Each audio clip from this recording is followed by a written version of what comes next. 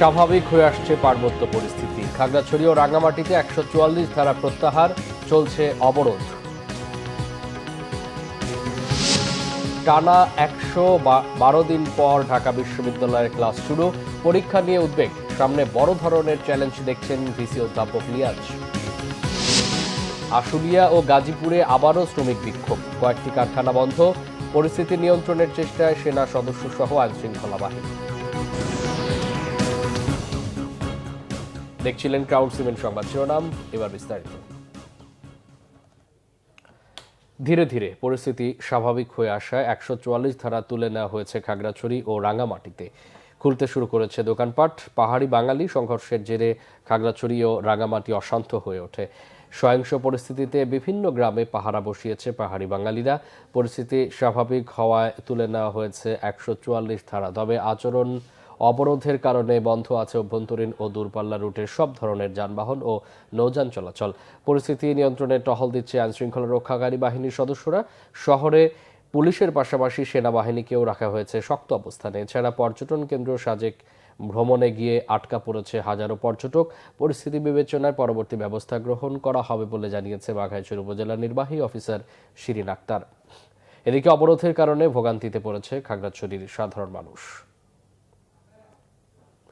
টানা ১১২ দিন পর খুলেছে ঢাকা বিশ্ববিদ্যালয়। কয়েকটি বিভাগে ক্লাস শুরু হলেও পরীক্ষা নিয়ে উদ্বিগ্ন সাধারণ শিক্ষার্থীরা।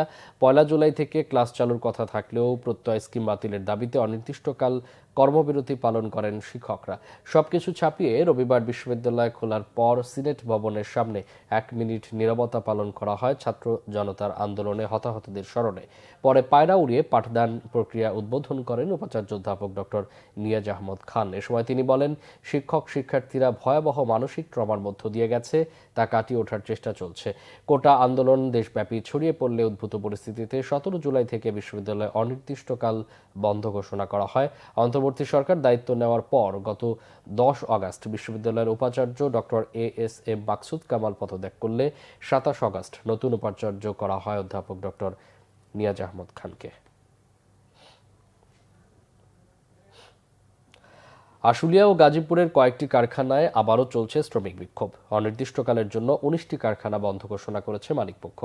বিক্ষুব্ধ শ্রমিকরা জানান, তাদের সব দাবি না মানা পর্যন্ত কাজে ফিরবেন না। অপরদিকে মালিকপক্ষ জানান, শ্রমিকদের যৌক্তিক দাবি মেনে নেওয়ার পর কাজে যোগ দিয়েছিল তারা।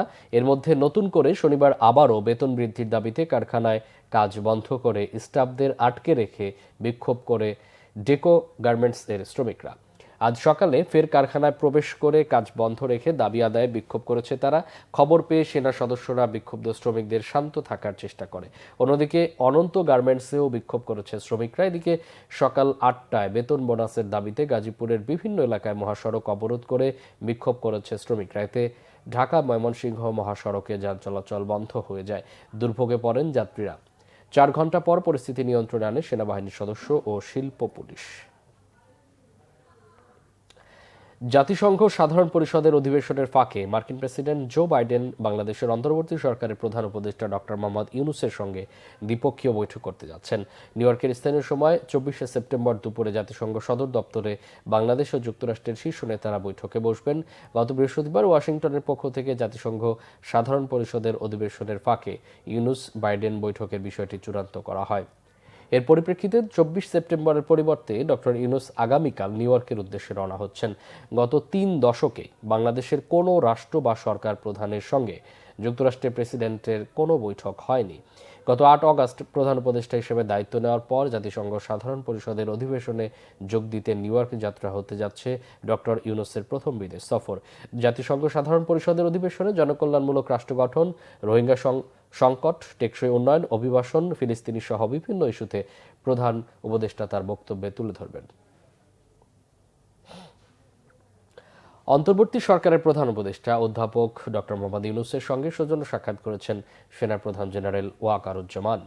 দুপুরে তেজগাঁওয়ে প্রধান উপদেষ্টার নিজ কার্যালয়ে তাদের এই সাক্ষাৎ হয়। এ সময় প্রধান উপদেষ্টা দেশের সার্বিক নিরাপত্তা নিশ্চিতে সেনাবাহিনীর ভূমিকা প্রশংসা করেন, পাশাপাশি বেশ কিছু নির্দেশনাও দেন। ৭৯তম জাতিসংঘ সাধারণ অধিবেশনে যোগদানের জন্য সোমবার নিউ ইয়র্কের উদ্দেশ্যে রওনা হবেন প্রধান উপদেষ্টা। সেখানে ২৭ সেপ্টেম্বর জাতিসংঘের সাধারণ অধিবেশনে বাংলাদেশের হয়ে ভাষণ দেবেন তিনি। অন্তর্বর্তী সরকারের প্রধানের নিউ ইয়র্ক সফরের আগে তার সঙ্গে সাক্ষাৎ করলেন সেনাপ্রধান।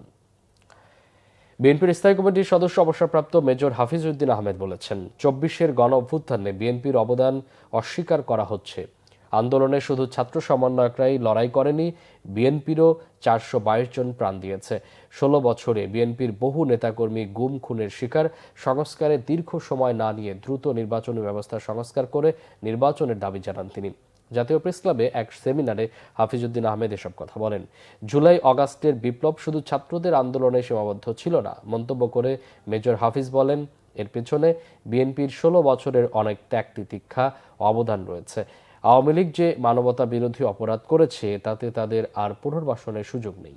দুর্নীতি দমন কমিশনকে শক্তিশালী করতে হবে, যাতে ভবিষ্যতে দেশের প্রধানমন্ত্রী বা রাষ্ট্রপতি যেই দুর্নীতিতে জড়িত থাকবে তাদের আইনের আওতায় আনা যায়। আওয়ামী লীগ পালিয়ে যাওয়ায় আগে দেশকে ধ্বংস করে দিয়ে গেছে। আওয়ামী লীগের অপকর্মের শাস্তি হচ্ছে না, দু একজন চিহ্নিত হলেও বাকিরা বহাল তবিয়তে আছে অভিযোগ করে অন্তর্বর্তীকালীন সরকারের বিপ্লবী হওয়ার আহ্বান জানান অবসরপ্রাপ্ত মেজর হাফিজ উদ্দিন আহমেদ। পুঁজিবাজারের সার্বিক পরিস্থিতি সহ অর্থনৈতিক বিষয় নিয়ে Bangladesh securities and exchange commission বিএসইসির সঙ্গে বৈঠক করেছেন বিশ্বব্যাংকের প্রতিনিধি দল। রাজধানীতে বিএসইসি ভবনে বেলা ১১টার দিকে এই বৈঠক শুরু হয়। ১ ঘণ্টারও বেশি সময় চলা বৈঠক শেষে কমিশনের চেয়ারম্যান খন্দকার রাশেদ মাকসুদ কথা বলেন সাংবাদিকদের সাথে। তিনি জানান, বিশ্বব্যাংকের সাথে পুঁজিবাজারে সুশাসন ফেরানো ও সার্ভিলেন্স নিয়ে কথা হয়েছে। বিশ্বব্যাংকে কারিগরি বিষয়ে বিএসইসিকে সহায়তা দেবে বলে জানিয়েছে বিএসইসি চেয়ারম্যান। ২০১২ সালের সফটওয়্যার দিয়ে পুঁজিবাজার চলছে, তাই এটি উন্নয়নে বিশ্বব্যাংকের সাথে কথা হয়েছে বলেও জানান কমিশন চেয়ারম্যান খন্দকার রাশেদ মাকসুদ। পরিবেশ, বন ও জলবায়ু পরিবর্তন মন্ত্রণালয়ের উপদেষ্টা সৈয়দা রিজওয়ানা হাসান বলেছেন, ভারতের সঙ্গে অতীতের নীরবতা ও নিষ্ক্রিয়তার দিন শেষ হয়ে গেছে। নদীর পানি কেবলমাত্র রাজনীতি নয়, কূটনীতি ও অর্থনীতি। সকালে ফেনীর পরশুরামের নিজ কালিকাপুর মোহরী নদীর ভাঙন পরিদর্শন শেষে তিনি এসব কথা বলেন।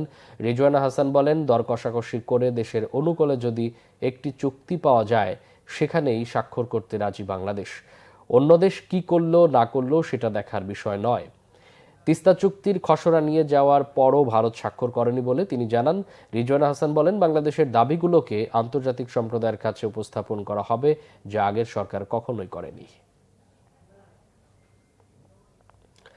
ভারতে ইলিশ রপ্তানির পক্ষে নয় মৎস্য মন্ত্রণালয়। বাণিজ্য মন্ত্রণালয় নিজ থেকেই ৩,০০০ টন রপ্তানির অনুমোদন দিয়েছে বলেছেন মৎস্য ও প্রাণী সম্পদ উপদেষ্টা ফরিদা আক্তার। সচিবালয়ে ব্রিফিংয়ে তিনি একথা বলেন। ফরিদা আক্তার বলেন, ইলিশের প্রজনন ও উৎপাদন বৃদ্ধির জন্য ১৩ অক্টোবর থেকে ৩ নভেম্বর পর্যন্ত ইলিশ আহরণ বন্ধ থাকবে। নদীতে চর ড্রেজিং না হওয়া, দূষণের কারণে সাগর থেকে নদীতে ডিম ছাড়তে আসতে পারছে না মা ইলিশ। জানান, কমিটমেন্ট আগের মতোই আছে। ইলিশ রপ্তানির বিপক্ষে মৎস্য ও প্রাণী সম্পদ মন্ত্রণালয়। অনেক ইলিশ আছে দেশে, তাই দাম বেড়ে যাবে বলে মনে করেন না উপদেষ্টা। জানান, গতবারও কম ইলিশ নিয়েছে ভারত। অন্তর্বর্তী সরকার দেশের মানুষকে ইলিশ খাওয়ানোর পক্ষে, রপ্তানির বিপক্ষে। রপ্তানির খবরে দাম বাড়লে ব্যবস্থা নেওয়ার কথা জানান ফরিদা আক্তার। হত্যা মামলায় দীপু মনি, হাসানুল হক ইনু, রাশেদ খান মেনন, পলক সহ ৭ জনকে কারাগারে পাঠানো হয়েছে। রাজধানীর তেজগাঁও থানার হত্যা মামলায় জাতীয় সমাজতান্ত্রিক দলের সভাপতি ও সাবেক মন্ত্রী হাসানুল হক ইনু, সাবেক সমাজ কল্যাণ মন্ত্রী দীপু মনি, সাবেক টেলিযোগাযোগ ও তথ্য প্রযুক্তি প্রতিমন্ত্রী জুনাদ আহমেদ পলক ও সাবেক পুলিশের inspector general Chowdhury Abdullah Al Mamun, workers পার্টির সভাপতি রাশেদ খান মেনন, সাংবাদিক দম্পতি শাকিল আহমেদ ও ফারজানা রূপাকে গ্রেফতার দেখানোর আদেশ দিয়েছেন আদালত। সেই সাথে রিমান্ড শেষে সকালে ঢাকার চিফ মেট্রোপলিটন ম্যাজিস্ট্রেটের আদালতে তোলা হলে তাদের কারাগারে পাঠানোর আদেশ দেন বিচারক। এদিকে যাত্রাবাড়ী থানার রফিকুল ইসলাম হত্যা মামলায় সাবেক রেলমন্ত্রী নুরুল ইসলাম সুজনকে আবারও 5 দিনের রিমান্ডে নিয়েছে আদালত।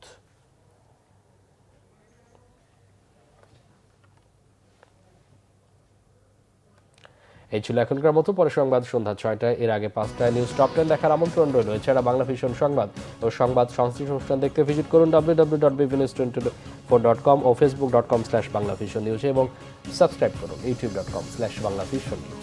এতক্ষণ সাথে থাকায় অসংখ্য ধন্যবাদ।